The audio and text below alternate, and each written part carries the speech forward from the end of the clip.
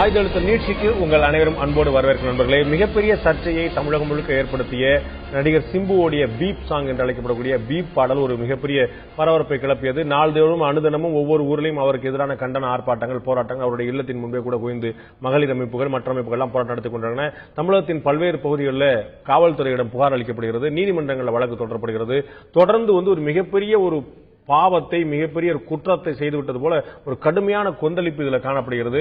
மறுபுறம் திரையுலகத்தில் இருக்கக்கூடிய பிரபலங்கள், இதுபோன்ற சமூக பொறுப்பும் இருந்து இருக்கக்கூடிய ஒரு பிரபலங்கள் இதுபோன்ற விஷயங்கள்ல இப்படிப்பட்ட வார்த்தைகள் எல்லாம் பயன்படுத்தி ஒரு பாடலை எழுதலாமா என்ற கேள்வி எழுகிறது.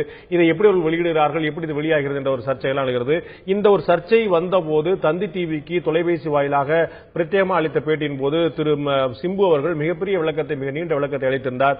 அவர் தன்னுடைய உணர்வுகள் பெண்களுக்கு எதிராக எப்போதுமே இருந்ததில்லை, நான் மிகப்பெரிய பாரம்பரியமான குடும்பத்தில் வந்தவன், எங்களுடைய குழம்பு என்னுடைய தந்தையார் உட்பட மிகப்பெரிய பெண்களை மதிக்கக்கூடிய ஒரு ஊர் அறிந்த விஷயமா இருக்கிறது. சோ எங்களுக்கு எந்த மாதிரி உள்நோக்கம் ஒருபோதும் இருந்திருக்க வாய்ப்பு கூட கிடையாது அப்படிங்கிற எல்லோருமே தெரிஞ்ச விஷயம். இது வீம்புக்குனே திட்டமிட்டே சர்ச்சைக்குள்ளாக்கப்படுகிறது.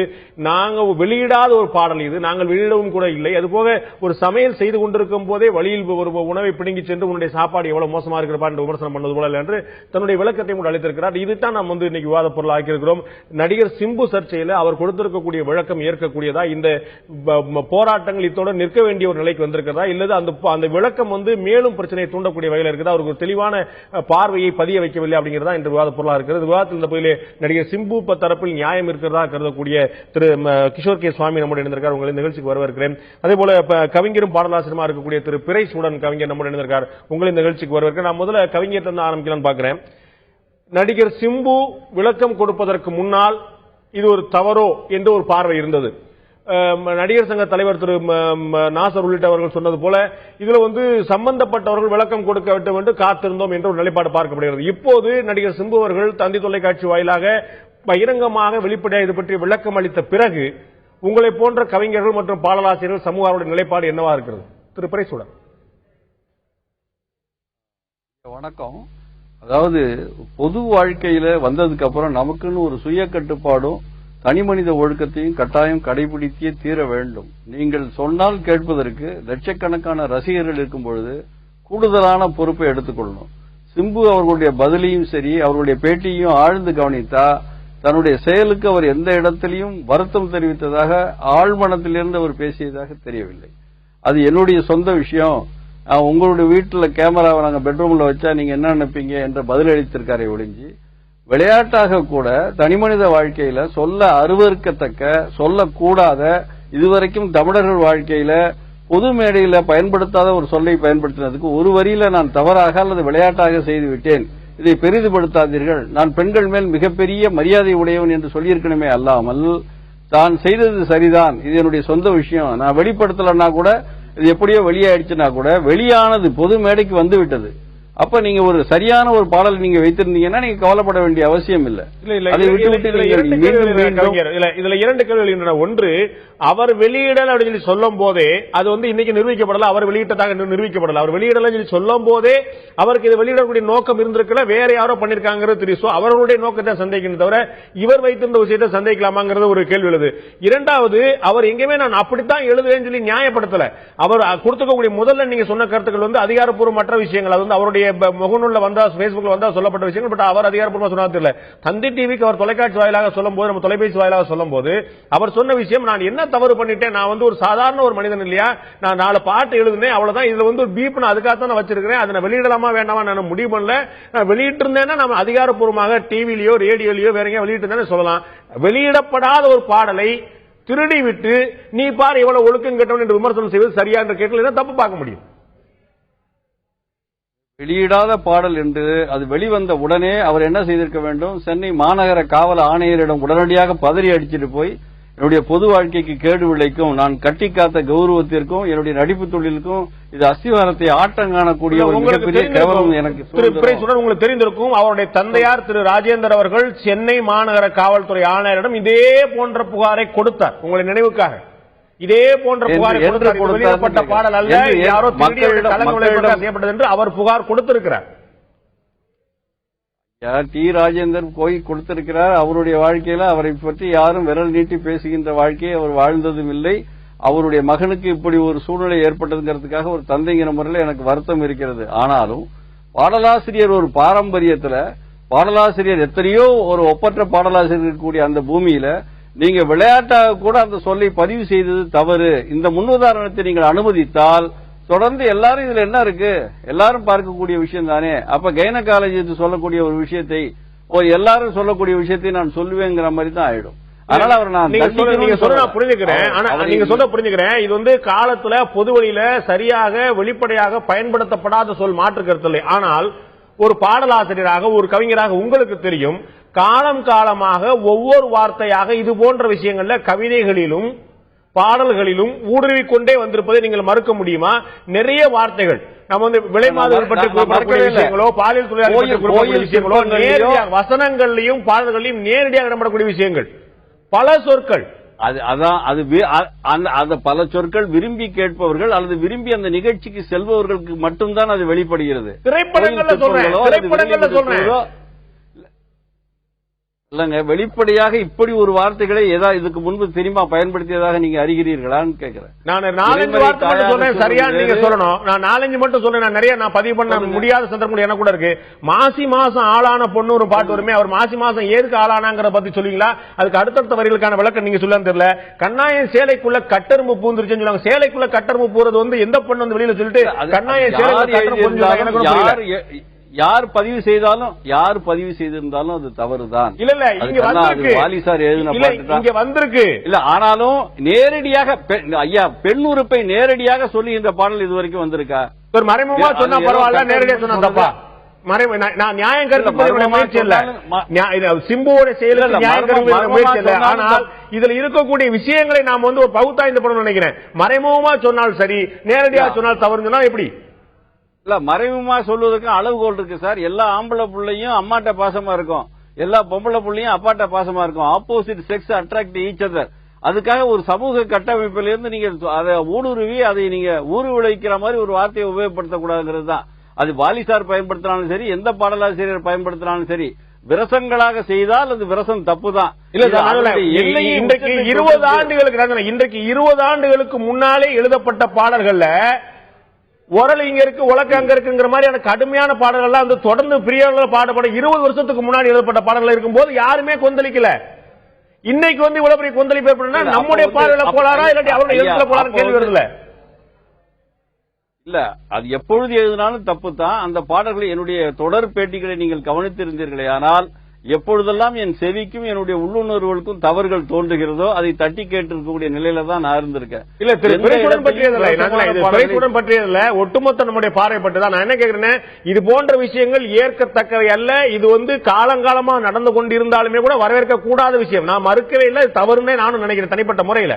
ஆனால் இது போன்ற விஷயங்கள் தொடர்ந்து வந்து கொண்டிருக்கும் போதெல்லாம் கண்டுகொள்ளாமல் இருந்துவிட்டு பிரைஸுடன் கண்டித்தார் என்பதற்காக அல்ல, இப்போது சிம்பு செய்து விட்டார் அப்படிங்கிறதுக்காக செய்தது வந்து சரியாங்கிறத என்னுடைய கேள்வி. சிம்புக்கு மேல தனிப்பட்ட முறையில் எந்த பாடலாசிரியருக்கு கோபம் வந்துற போது சிம்பு பாடலாசிரியரை எல்லாருடைய வேலை போடுன்னு நினைக்க கூடாதா? விளையாட்டுத்தனத்துக்கு ஒரு எல்லை இருக்கிறது, அதுதான் சொல்ல வரும். விளையாட்டா ஒரு வெடிகுண்டை வீட்டுள்ளார பேசிவிட்டு நான் தெரியாம பேசிட்டேன்னு சொல்லணும், எந்த விதத்துல நியாயமா இருக்கும்? சிம்புவாவது ஒரு விளக்கம் சொல்றாரு, நான் வெளியிடல, எனக்கு அந்த நோக்கம் இல்ல, நான் அறகுறையா சமைச்சுக்கிட்டு இருந்தேன்னு சொல்றாரு. ஆனால் நீங்களே குறிப்பிட்டது போல பல கவிஞர்கள் வெளியிட்டு சென்சார் போய் பொது வெளியில வைக்கப்பட்ட பாடல்களுக்கு நீங்களே சொல்றீங்க ஆமா யார் செஞ்சாலும் கண்டிக்கத்தக்கதா சொல்றீங்க. அது பொது வெளியில வைக்கப்பட்டுருச்சு. இல்ல, அறகுறையா நீங்க அறகுறையா மான்கறி நீங்க வீட்டுல சமைக்க முடியாது, அறகுறையா தப்பான உணவுகளை நீங்க சமைக்க முடியாது. நான் சொல்றது, நீங்க மிக புகழ்பெற்ற ஒரு நடிகர், நீங்கள் விரல் அசைத்தால் ஒரு பல லட்சம் ரசிகர்களை சூழ்ந்திருக்கிற நீங்கள் உங்களுடைய சிந்தனையை செம்மைப்படுத்திக் கொண்டா பெரிய வழிகாட்டியா இருக்குங்கிற ஆதங்கத்துல தான் சொல்ல வரோம். நீங்க அந்த பாட்டு இன்னைக்கு எத்தனையோ பேர் வாயில முணுமுணுக்கக்கூடிய அந்த துர்பாக்கிய சூழ்நிலையை நீங்க உருவாக்க வேண்டாங்கிறதா என்னுடைய ஆதங்கம். சிம்பு மேல எங்களுக்கு என்ன தனிப்பட்ட வருத்தம் இருக்க முடியும்? சிம்புனுடைய வெற்றியில எங்களுக்கு என்ன, எங்க ஊருக்காரரு, எங்க மண்ணுக்காரரு. உண்மையா சொல்ல போனா அவங்க அப்பா எனக்கு நண்பர். தேவையில்லாத ஒரு இல்ல, கவிஞர் வாலியோடைய எழுத்து மேலோ தமிழ் ஆர்வம் மேலோ யாரும் 2வது பார்வை வச்சிருக்க முடியாது. ஆனால் அவர் எழுதக்கூடிய வரிக்கு நம்ம வாலிப கவிஞர் என்று பாராட்டு தெரிவித்தோம். வாலி கவிஞர் வாலி இல்ல, வாலிப கவிஞர் என்று இதே சமுதாயம் பாராட்டு தெரிவித்தது. என்னுடைய தொழில் மேல் ஆணையாக சமஞ்சது எப்படிங்கிறப்ப பாட்டு எழுதினப்ப நேரடியாக அவரை நான் கண்டிச்சு உங்களுக்கு பொம்பளை பிள்ளை இல்ல, உங்க வீட்டுல ஒரு பொம்பளை பிள்ளை இருந்தா நீங்க எழுதியிருக்க மாட்டீங்கன்னு சொன்னா என்ன மன்னிச்சுக்கையான்னு சொல்லிட்டு அதற்காக நான் அவதார புருஷன் எழுதினான்னு சொல்லி என்னுடைய இன்டர்வியூல நான் பதிவு செய்திருக்கேன். தவறுதல் நடந்துருச்சு, தவறுதலுக்கு பரிகாரம். இப்ப இந்த நேரத்தில் அவரை போய் நான் ஜெயில போடணும், கண்டிக்கணும், இனிமே பாட்டு எழுதக்கூடாதுன்னு சொல்வதற்கு எனக்கு எந்த உரிமையும் கிடையாது. ஆனால் உள்ளூர அவர் ஒரு வருத்தம் தெரிவிச்சு சொல்லணுமே ஒழிஞ்சு நான் வெளியிடல, நான் சமைச்சு வச்சிருந்தேன், அதை பரிமாறி இருந்தா தான் குற்றம் சொல்லணுங்கிறதே உங்களுடைய எண்ணத்துல நேர்மையும் சிந்தனையும் இருக்கணும். ஒரு மிகப்பெரிய நடிகருக்கு இப்படி ஒரு தவறான வார்த்தை விளையாட்டா கூட வரக்கூடாதுங்கிறது தான் ஒரு கவிஞங்கிற முறையில் என்னுடைய எண்ணம். நம்ம தொடர்ந்து விவாதிப்போம். நான் திரு கிஷோர் கே சாமிட்ட கேட்கிறோம். அவரே இவர் விளக்கம் சொன்ன, சிம்பு விளக்கம் சொல்லும் போது நான் சமைச்சிட்டு இருக்கும்போது பாதி பிடிங்கிட்டு போய் நீங்க வந்து பாட்டு சரியில்லைன்னு சொல்லி சொன்னா சரியான்னு கேட்கிறார். அவர் சொல்ற வாதம் சரிதானாங்கிற சந்தேகம் எழுது. ஏன்னா சமைச்சிட்டு இருக்கும் போது எடுத்துட்டு போயிருந்தா பீப்பே வந்திருக்காது. அவர் சமைச்சு யதார்த்தம் பதார்த்தம் எல்லாத்தையும் முடிச்சு அதுக்கு மேல அலங்காரத்துக்காக தான் பீப் வைக்கிறார். இது வந்து வெளியே போயிடக்கூடாதுன்னோ அல்லது கூடுதலா ஈர்க்கணும், பீப் வரைக்கும் வைக்கப்பட்ட அந்த பாடல் முழுமையாக நிறைவு பெற்றது. சோ பாதி சமைச்சிட்டு இருக்கும் போது அந்த விஷயம் அல்ல, அவர் வெளியிடவில்லை என்பதை தவிர சமையல் அவர் செய்தது என்பதை அவரை ஏற்றுக்கொண்டிருக்கிறார். அதாவது இதுல ஒண்ணு நல்லா புரிஞ்சுக்கணும். நீங்க இது வந்து ஒரு காவல் நிலையத்தில் ஒரு புகார் அப்படின்னு போயிருக்கிறதுனால இந்த விஷயம் சட்டப்பூர்வமாக அணுகப்படுவதனால் ஒரு விளக்கத்தை மட்டும் இங்க கொடுக்குறேன். முதல்ல, constitution guarantees your right to speak, your right to express without any doubt, but constitution does not guarantee your right to not get hurt by that speech or by that expression. உங்களது அரசியல் சாசனம் என்பது, நமது அரசியல் சாசனம் என்பது திரு பாண்டே அவர்களின் கருத்து உரிமையை அதற்கான உத்தரவாதத்தை கொடுக்கிறது. ஆனால் திரு பாண்டே அவர்களது கருத்து கிஷோர் கே சாமியை பாதிக்க கூடாது என்கிற எந்த உத்தரவாதத்தையும் அது கொடுக்கவில்லை. சட்டப்பூர்வமாக பாதிக்கப்படும் பொழுது அது நீதிமன்றத்துக்கு போகுது. இப்போ நீங்க வந்துட்டு இவர் வந்து ஒரு கருத்தை வைக்கிறார். இப்ப பாண்டே அவர்கள் தந்தி டிவியில் ஒரு கருத்தை வைக்கிறீர்கள்னா நீங்க ஒரு அதிகாரப்பூர்வமான ஒரு மேடையிலிருந்து ஒரு கருத்தை வைக்கிறீர்கள். அவர் அப்படி அதிகாரப்பூர்வமான ஒரு மேடையிலிருந்து திரு சிம்பு கருத்தை வைத்தாரா? இல்லை. இல்ல அதிகார இணையத்துல உலாவுது. தகவலுக்காக சொல்றேன். ஒரு இடத்துல வெடிகுண்டு வைக்கலாம், இல்லாட்டி ஒரு ஆளை கொலை செய்யலாம், இல்லாட்டி ஒரு பெண்ணை பாலியல் வன்முறை செய்யலாம்னு ஒரு 4 பேர் கதவை மூடி சதி செய்து திட்டமிட்டாங்கன்னு அவங்கள கொத்தோட பிடிச்சு போயிரும் போலீஸ். அவங்க வந்து சார் நான் மேடையில வந்து சொன்னேன் நான் கொல்ல போறேன்னு, கொஞ்சம் இதுக்கு பேரு குற்றச்சதி அப்படின்னு பேரு, சொல்றது கான்ஸ்பிரசி அப்படின்னு பேரு. நீங்க சொல்றது கிரிமினல் கான்ஸ்பிரசி. இந்த இடத்துல நான் அதிகாரப்பூர்வமா வெளியிடல, உள்ள திட்டமிட்டு இருந்தேன், பிளான் பண்ணிட்டு இருக்கோம் பிடிச்சீங்க சொல்ல முடியாது. அதுதான் நான் சொல்றேன், அதுதான் ஆரம்பத்திலே சொல்லிட்டேன் உங்கள்கிட்ட. இப்ப என்னுடைய கருத்து உங்களை பாதிக்கிறது என்றால், அது சட்டப்பூர்வமாக அது பாதிக்கிறது என்றால் நீங்கள் நீதிமன்றத்தை நாடலாம். என்னை பொறுத்தவரை இந்த பாடல் போயிருக்காங்க. நான் திருப்பி சொல்றேன், இது போன்ற இது சம்பந்தப்பட்ட ஒரு விஷயத்தை குஷ்பு அவர்கள் சம்பந்தப்பட்ட வழக்குகள்ல அந்த கற்பு பிரச்சனை வந்த பொழுது உச்சநீதிமன்றம் வந்து மிக தெளிவாக அப்போ இருந்த அந்த உச்சநீதிமன்ற தலைமை நீதியரசர் CJ பாலகிருஷ்ணன் அவர்கள் அந்த அவருடைய தலைமையிலான பெஞ்ச் வந்து ரொம்ப அற்புதமா சொல்லியிருக்காங்க. இங்க எடுத்ததுக்கெல்லாம் வந்து உங்களை பாதிச்சது அப்படி நீங்க சொல்ல முடியாது. சரி, அது நீதிமன்றம் முடிவு செய்ய போகுது. இப்ப இவர் என்ன சொல்றாரு,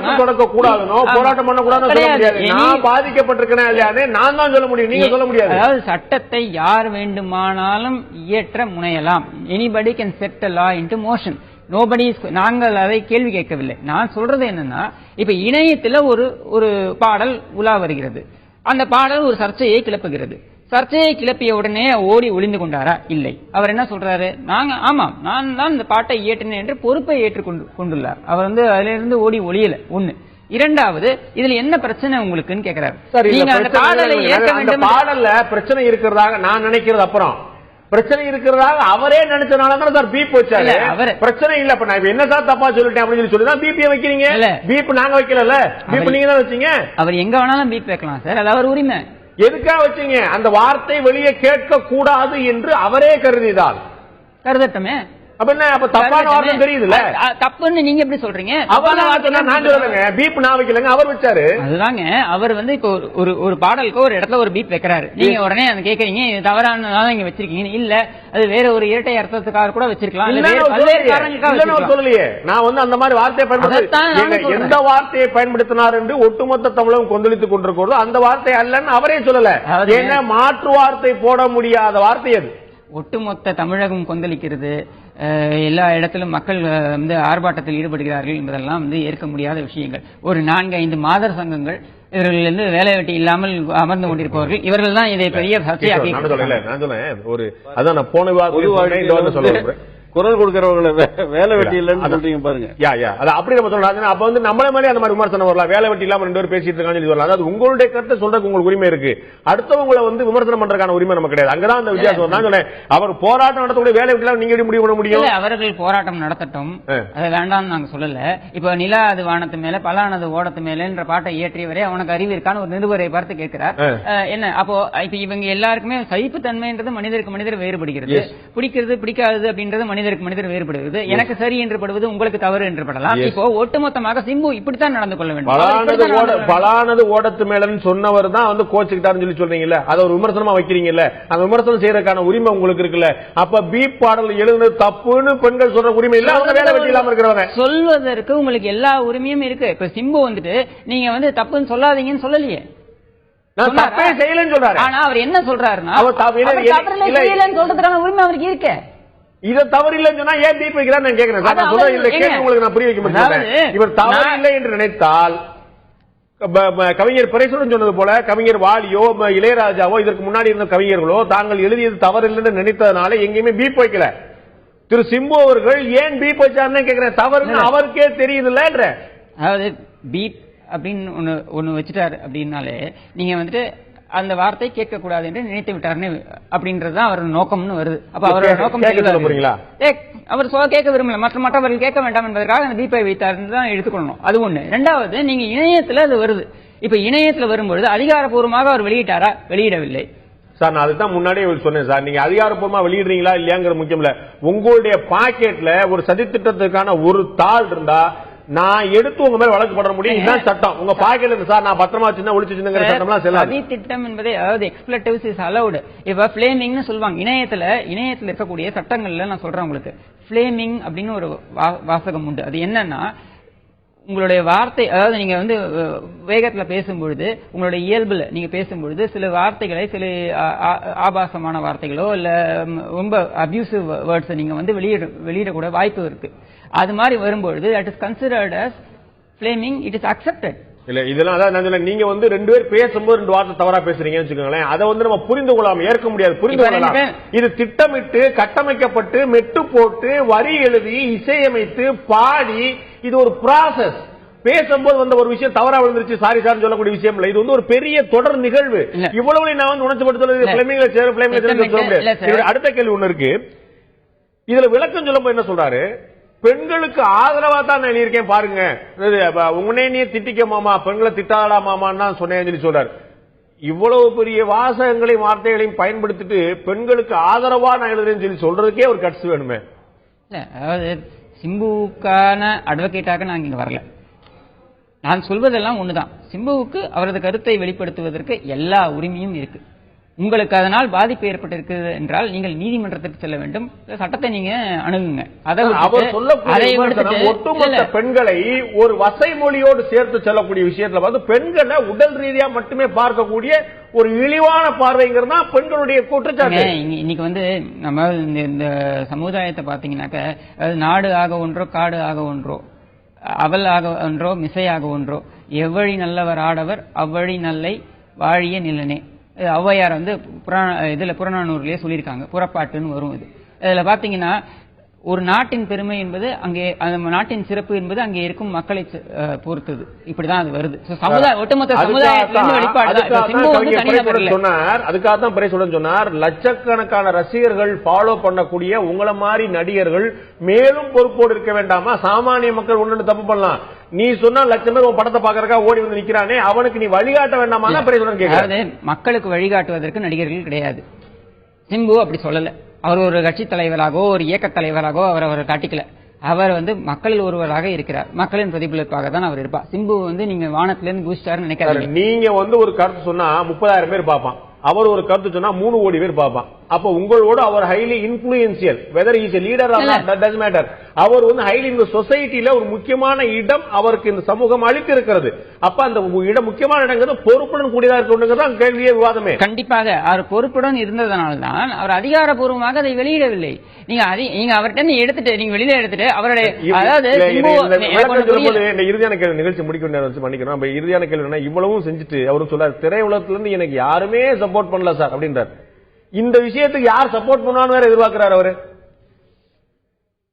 அது அவருடைய தனிப்பட்ட கருத்து. அவர் யாருமே ஆதரவு தெரிவிக்கவில்லைன்னு அவர் சொல்லலாம், இல்ல பின்னாடியில இருந்து எல்லாருமே பேசிக் கொண்டிருக்கலாம், அது வேற விஷயம். நான் சொல்றதெல்லாம் ஒன்னே ஒண்ணுதான். நீங்க வந்து அவர் அவரது படுக்கை அறைக்குள் நீங்க யாரோ ஒருவர் எதையோ ஒரு புகைப்படத்தை எடுத்தாலோ அல்லது அவரது குளியல் அறைக்குள் யாரோ ஒருவர் ஏதோ ஒரு புகைப்படத்தை எடுத்து வெளியிட்டு விட்டாலோ உடனே அதற்குள் என்ன நடந்தது என்று அதை வைத்து விவாதிப்பது என்பது ஏற்கக்கூடிய விஷயம் இல்லை. ஒன்று. இரண்டாவது, அவர் பொறுப்புடன் அதை அணுகி இருக்கிறார். அவர் அந்த சமயத்திலேயே வந்து உடனே என்ன சொல்றாரு, என்னோடது இல்ல, நானே எனக்கு தெரியாது. ஏன்னா ஒரு சாமியாரும் ஒரு பெண்மணியும் அவர் அந்தரங்கத்தில் என்ன செய்தார்கள் என்று ஒரு டெலிவிஷன் வந்து ஒரு பிரைம் டைம்ல எல்லார் வீட்டு ஹாலுக்கும் கொண்டு போனாங்களே, அப்போ இந்த மாத சங்கம்லாம் பொங்கலையா? ஒரு குற்றத்தை வெளியே கொண்டு வர்றது அது ஒரு குற்றமா? அது எப்படி நீங்க குற்றத்தை எப்படி 2 பேர் அவர்களது பொது இசைவுடன் 2 பேர் உறவு கொள்கிறார்கள், அதை நீங்கள் திருட்டுத்தனமா படம் பிடிச்சு கொண்டு வெளியில காமிச்சீங்கன்னா இது குற்றம் சொல்றீங்க. நீங்க அது குற்றம் சொல்லுங்க, தனி விவாதம், அது பிரமாதமா பண்ண வேண்டிய விவாதம். நானும் நீங்களும் வந்து லஞ்சம் வாங்கி காசு கொடுத்தா சார் நீங்க காசு கொடுத்து லஞ்சம் என்பது வேறு. எப்படி லஞ்சம் என்பது வேறு. பொது இசைவு பரஸ்பர இசைவுடன் இருவர் பொதுமக்களால் ஞானி என்று போற்றப்படக்கூடிய ஒருவர் துறவி என்று தன்னை அழைத்துக் கொள்ளக்கூடிய ஒருவர். நான் சொல்றேன் இதே சன்னியாசில ஞானி இல்ல. அவரை ஒரு நிமிஷம், நாங்க அவர் ஞானி என்று அவரை சொல்லிக் கொண்டிருக்கலாம். அவரை எந்த நிலையிலும் அவர் துறவி என்று சொல்லிக் கொண்டது இல்லை. அது மட்டுமல்ல, அவரது பிரசங்கத்திலேயே பல பிரசங்கங்களிலேயே நீங்கள் பார்த்தீர்கள் என்றால் உடலுறவை பற்றி மிக தெளிவாக ஆராய்ந்து பேசியும் இருக்கிறார். செய்யக்கூடாதுன்னா உங்கள்ட்ட நிறைவான கருத்தை நான் பெற விரும்புறேன். இந்த விஷயத்துல அனிருத் அவர்கள் எழுதவில்லை, இசையமைக்கவில்லை என்று தெளிவாக அவரும் சிபு சொன்ன பிறகும் கூட அனிருத்துடைய படத்தையும் சேர்த்து வச்சு பண்றது, இந்த பாட்டை நான் ரிலீஸ் பண்ண அவர் சொன்ன பிறகும் கூட பிரச்சனை பண்றது, இது எல்லாமே வந்து ஒரு வெளிக்காட்டுதலுக்கான ஒரு முயற்சியா தெரியலையா? அவர் மாற்று தரப்புன்னு ஒண்ணு இருக்குன்னு கேட்கவே நம்ம தயாரா இல்லையா? முதல்ல இந்த செய்திகள் ஏற்பட்ட கொதிப்பு, அவர்கள் சொன்னார்கள் இல்லையா, நிர்வாணமா குளிக்கிறத வந்து வெளியில படம் எடுக்கிறான்னு. வீட்டுள்ளார குளிச்சா யாரும் அதை பத்தி வெளியில கேட்க முடியல. வெளியில நின்று நிர்வாணமா குளிக்கக்குள்ள எல்லாரும் பதறாங்க. அது மாதிரி படுக்கை அறை காட்சிகளை பகிரங்கப்படுத்தும் பொழுது அதனுடைய குரல் கேட்குது. அது அனிருத்து சம்பந்தப்பட்டிருக்காரா இல்லையா, அவர் தன்னிலை விளக்கம் கொடுத்திருக்காரு, அது சட்டம் தீர்மானிக்க வேண்டிய விஷயம். அவர்கள் சொன்னார்களே நாடோ கொன்றோ காடோ கொன்றோன்னு, அப்படியெல்லாம் கிடையாது. தெளிவு தர அறிதல், தெளிவு தர மொழிதல். இங்க கை தட்டலாம், நடிகர் இப்படி கையை தூக்குனா இப்படி கை தட்டுவாங்க, இப்படி ஆக்ஷன் பண்ணா கை தட்டுவாங்கன்னு நிச்சயமாக ஒரு பிரபலமான நடிகருக்கு தெரிந்தே இருக்கும். அதனால தவறு நிகழ்ந்து விட்டது, அதற்கு என்ன பரிகாரம்னு சொல்லுமே ஒழிஞ்சு, ஒரு பாட்டு ஒருத்தன் கேட்டான்னா கண்ணீர் துளி வர உள்ளுருக்குதல்ங்கிறான். கேட்டவனுக்கு பல கற்பனைகளும் சந்தோஷமும் இருக்கணும். மிகப்பெரிய சமூக பொறுப்பு உள்ளவர்கள் நடிகர்கள், அவர்களுடைய செயல்கள் வந்து சமூகத்தை கட்டாயமாக பாதிக்கும். நடிகர்களுக்கு பிரபலமா இருப்பவர்களுக்கு சிம்பு போன்றவர்களுக்கு கூடுதலான பொறுப்பு இருக்கிறது மறுத்துவிட முடியாது. அவருடைய தந்தையார் திரு பிரைசுடனே அவர்களை சொன்னது போல மிகப்பெரிய கண்ணியத்தை இதே தமிழ் திரையுலகில் நிரூபித்து காட்டியவர். ஒரு பெண்களை காதல் காட்சியை விட பெண்களை தொடாமல் நடித்து ஒரு மிகப்பெரிய முன்னுதாரணத்தை ஏற்படுத்த அப்படிப்பட்ட ஒரு பாசமான ஒரு நல்ல குடும்பத்தில் வந்திருந்தவர். நிச்சயமாக ஒரு தவறு உள்நோக்குதல் செய்வதற்கான வாய்ப்பு இல்லை என்று புரிந்து கொள்ள முடியும். அனிருத் செய்யவில்லை என்று சொன்ன பிறகு கூட அவருடைய பெயரோட படத்தோடு சேர்த்து ஏன் போராட்டம் நடத்தப்படுகிறது? தன் கண்ணீர் தவறு செய்திருந்தால் கண்ணீரால் கழுவேன் அந்த பாவத்தை என்று டி ராஜேந்தர் அவர்கள் சொன்ன பிறகு கூட ஏன் விஷயங்கள் வைக்கப்படுகிறது? நீதிமன்றம் சென்ற பிறகு நாம் இந்த விவாதத்தை விட்டுவிடக் கூடாதா? நீதிமன்றம் சென்ற பிறகு போராட்டம் தொடர வேண்டுமான கேள்வி வருகிறது. நிச்சயமாக இதுபக்கம் சிம்புவுடைய நியாயங்கள் 1000 இருந்தாலும் அவரை போன்ற பொறுப்புணர்வு உள்ள குடும்பத்தில் வந்தவர்கள் திரையுலகில் இருக்கிறவர்கள் நிச்சயமாக தங்களுடைய பயன்படுத்தக்கூடிய ஒவ்வொரு வார்த்தையிலும் இன்னும் இன்னும் இன்னும் கூடுதலாக கவனமாக இருக்க வேண்டும் என்பது மாற்று கருத்துல இந்த நிகழ்ச்சியில் கலந்து கொண்ட கருத்து விருந்தினர்கள் 2 பேருக்கும் நன்றி. பார்த்த உங்களுக்கும் நன்றி நண்பர்களே. மீண்டும் இன்னொரு நிகழ்ச்சி சந்திப்போம். அதுவரை நன்றி, வணக்கம்.